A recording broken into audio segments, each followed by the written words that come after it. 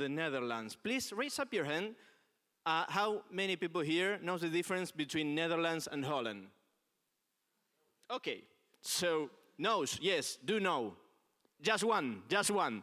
I have learned a lot about this with Nynke. She has a great job great work that she does, and she is coming right now to the stage to share this with all of us. Please give a warm welcome to Nynke Koster. Yeah, you can start. Hello, I'm Nynke Koster, and I'm a designer artist from the Netherlands.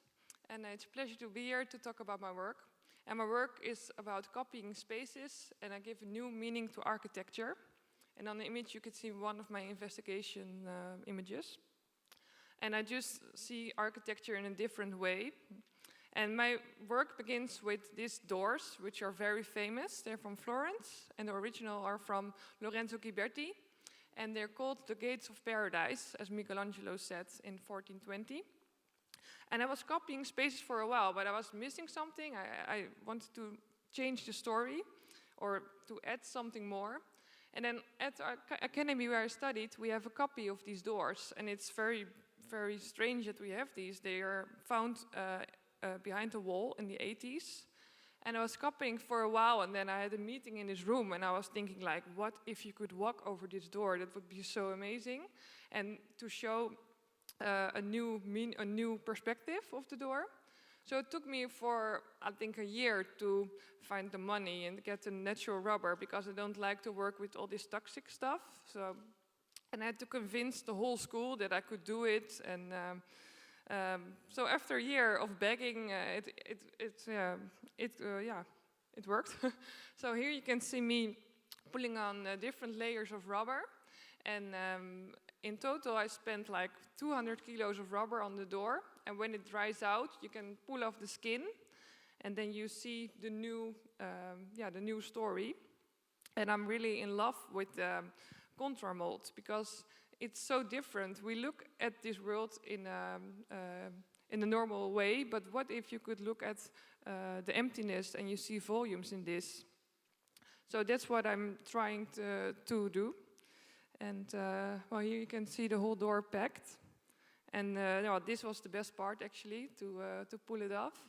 And then you see the pedals coming. And for me it was just very interesting to have a new story for this door, because it consists of 10 panels, and Ghiberti was really the first one that makes an art sculpture into the door. And this is the whole negative. So and for me it was very inspiring to do, and I had to graduate, and I was a furniture student. So I thought, well, I should use this for my graduation. And so I did. Oh yeah, this is also quite nice. On the left you can see the panel from 1400, and here you can see the new one. So it really gets to your imagination, and it's more tangible to look at. It's vulnerable. And here you can see me copying bigger space. Dus in between the black lines, I put layer after layer of rubber. And it works the same as the door. And when it's pulled off, then you get this new object.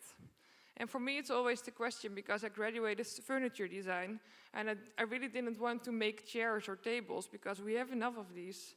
And then I was thinking again, like, why is art, why can't you touch art? What's about this? So now this looks like an anomalous object, but actually it's quite soft. So when you don't use it, it's this art piece. But when you will use it, then it transforms into an object that you can walk on. So here you can see me walk on it, and it's very soft. So and children have walked on it, and they were like, "Wow, I'm so happy I can walk on art." So that's something new. And I made it out of a foam, so that's why it's so soft. And here you can see 7 presentations. You can see people using the carpet or the object. And I'm always looking for new places, new buildings, and to reveal these spaces into new forms. And this is another one.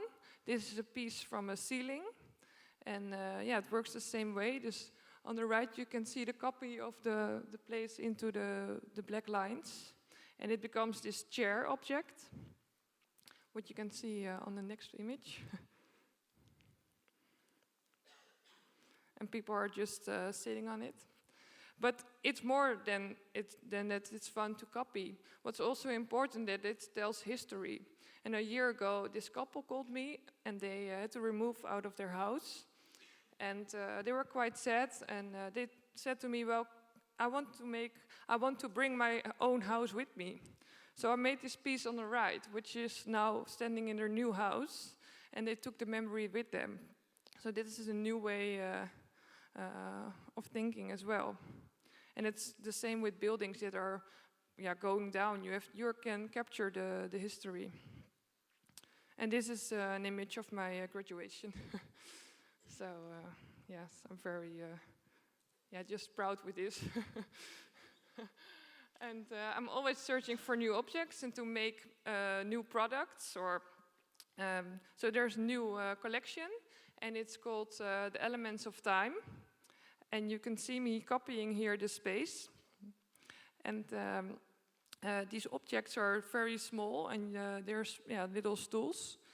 And I want to make more copies out of these buildings and to let it grow. So maybe in 10 or 20 years, I have 50, and then they are placed next to each other.